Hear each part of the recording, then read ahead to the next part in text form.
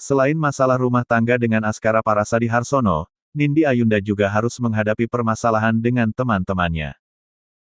Nindi Ayunda mengakui pertemanannya dengan semua sahabat jadi terganggu, dampak dari masalah rumah tangganya dengan Askara Parasadi Harsono.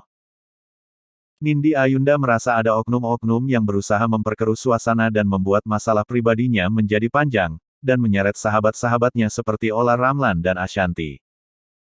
Nindi dikabarkan pertemanannya tidak baik lagi dengan Ola Ramlan, atas tersebarnya potongan rekaman berisi wanita 32 tahun itu, diduga menjelek-jelekan Ola.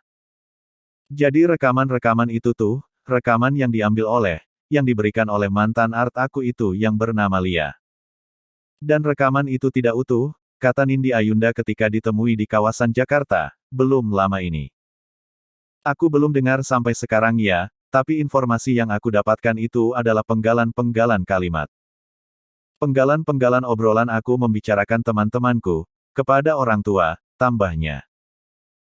Karena semua sudah terjadi, wanita kelahiran Padang, tanggal 10 Januari tahun 1989 itu tak mau banyak komentar, terkait keretakan persahabatannya dengan Ola Ramlan.